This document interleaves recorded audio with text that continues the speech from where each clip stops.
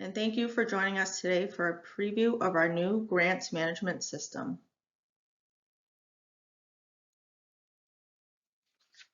Today, we will have an overview of the GMS new user interface for external users.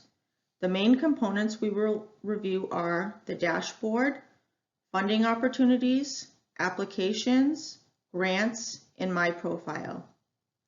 Today's presentation is based off an external user's profile. I use CDFA sample tester as these permissions mimic the grantee access you will have in the new system. As you can see, once you log in, the navigation bar is now on the left side of the screen. No matter where you are in the system, application, grant tracking, or anywhere in between, this navigation bar will remain on the left side of your screen.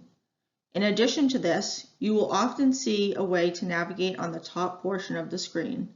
Here, you see that circled in red.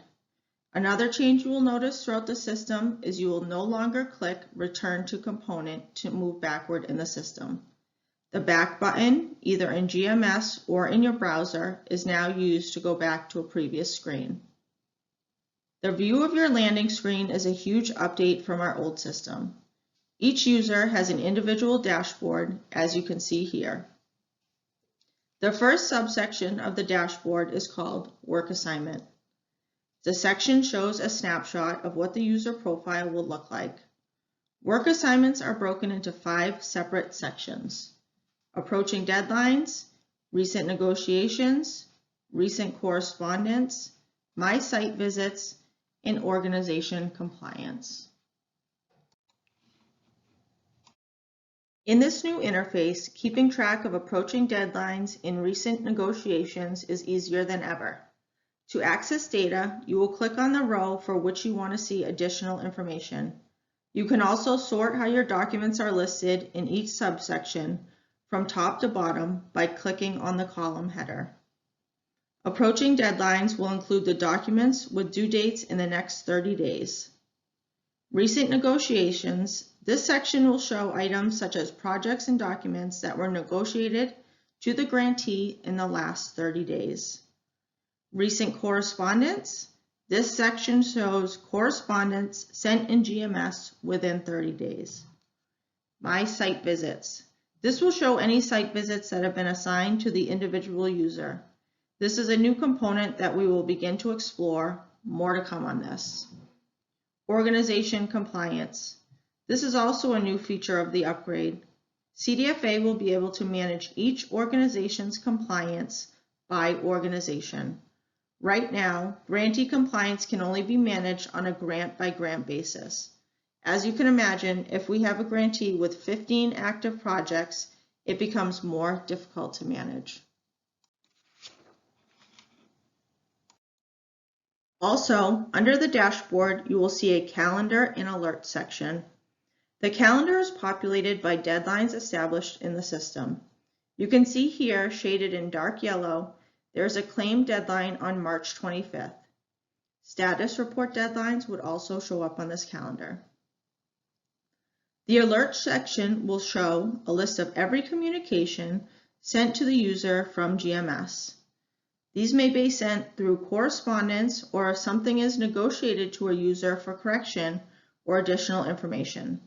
Many times, CDFA will negotiate a component to the grantee, but by the time the grantee gets to fixing the issue, the grantee has questions on what is being asked. Here, you can quickly see any alerts associated with your user profile, including the message from the project manager. These alerts can also be sorted by clicking on the column headings. Next on the navigation bar is funding opportunities. Here you will see a list of all funding opportunities currently posted. At a quick glance, you can see the program area, the title of the opportunity, the date it was posted, and the final application due date. This is what it looks like when you click into a funding opportunity. From here, you can see what applications have been started, if any. This is also where you can start a new application or copy an existing application. As you look down the screen, you can see relevant dates, the CDFA staff contact if you have questions, a description of the funding opportunity, and any attachments or website links associated with this FO. As in our current system, all blue type indicates live links to either a contact person, to open a document, or to bring you to a website where you will find additional relevant information. Next is the applications component. This is where you will find all your applications in editing, correcting, or submitted status, grouped by funding opportunity. You can also see applications that have been archived. Archived applications are those that are in closed or archived status. You can search for a funding opportunity by sorting the column headings or using the search feature. As with the current system, you can still see the status of the application, what stage the application is in, the organization applying for funding, the program area, what funding opportunity you are applying under, and the application deadline. If you want to sort applications by due date, simply click on the column header Due Date to sort the rows. In this slide, I have clicked on the row for the CDBG CV application I have started. From here, you can print the application in its current status. This is where you would go back into an application you have started to continue editing it. You can also see any alerts associated with this application. If you submitted the application and the reviewer asked for additional information, you can see that alert here. And lastly, if you started an application but decided not to go forward with it, you can withdraw the application by clicking Withdraw. When you click Edit Application, this is now what it looks like. Though the look of the screen is different, it functions in the same way as it does in our current system. Something completely new in this interface is a transition from uploading the signed certification component to GMS as an attachment. In this new interface, the certification component can be signed and submitted electronically. By completing the certification component, the authorized official is certifying the application that is being submitted. In addition to manually entering in the authorized official's name and title, the system will automatically stamp the component with the username, date, and time this component was last edited. The next component on the navigation bar we will talk about is grants. As you can see, when you click on grants on the navigation bar to the left, a list of active grants are listed. You can also search for a grant by entering the term in the search box. For example, if I wanted to see all grants managed by sample organization, I would type sample in the search bar and it would filter the results. From here, you can also view any grants that have been closed by clicking Closed Grants. Here, I clicked on the row for the grant Sample CDBG Economic Development 2017 allocation. This is now what grant tracking looks like. As with completing an application, grant tracking works the same as it does in our current system, even though it looks different. To open a component, you click on the component name.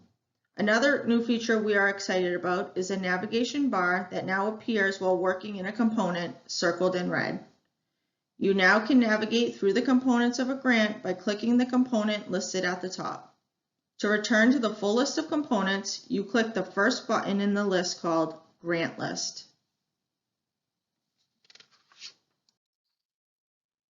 Another new feature in grant tracking we know our grantees will be excited about is the introduction of electronic claim signatures. This is now what the signature component of a claim will look like. By attesting to the claim certification and the authorized official entering their name and title, claims can be submitted electronically. No more completing the claim, printing it, signing it, scanning it, and uploading it as an attachment. In addition to manually filling in this information, the system will automatically stamp each component with the username, date, and time a component was last edited. Now more than ever, it's important that user information is not shared. Everyone who is working on an application or grant should have an individual username and password. The last component on the navigation bar is My Profile.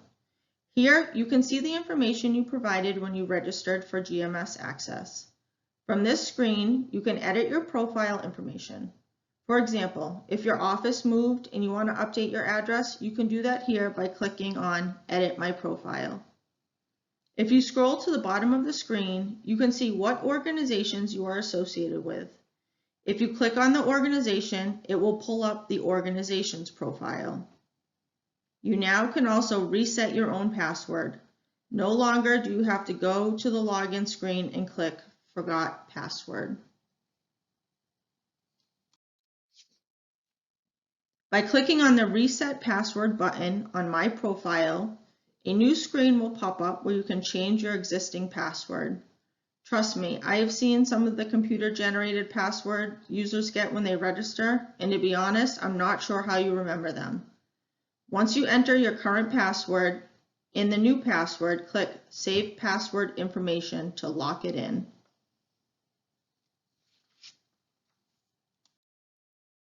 We currently have a small set of how-to instructions on our resource website. We are working to create instructions for the external user to access when using our new GMS interface. Those instructions will be listed at the resource website above. Here, I've listed the instructions that are currently on our resource website. To get to our resource website from the home page, simply click on the yellow box at the top of the screen that says Resource Website.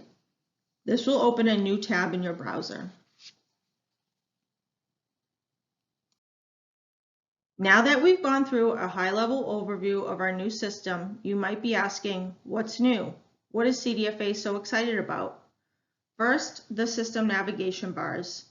You no longer must go all the way back to the home page to navigate through your different projects in the system. The navigation bar on the left never moves.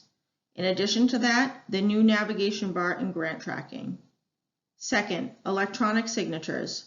Once in the new system, we will be accepting electronic signatures on both applications and claims. No more printing, signing, scanning, and uploading. Lastly, contracts. This is a completely new component in the new user interface. CDFA will be moving contracts back and forth to grantees electronically. This includes edits and signatures.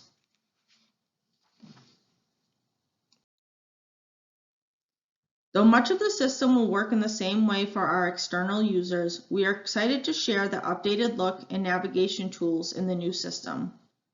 Electronic signatures for applications, contracts, and claims. Lastly, we ask, once we do make the transition, to please be patient with us. CDFA is working closely with our developer to make this transition as seamless as possible. If you have questions, ask. If you see something that doesn't look right or is not functioning properly, let us know. Though we know we can't anticipate all issues, we hope to make the transition as seamless as possible. Questions, issues, or concerns? Email Jacqueline Matthews at jmatthews@nhcdfa.org. Thank you for your time.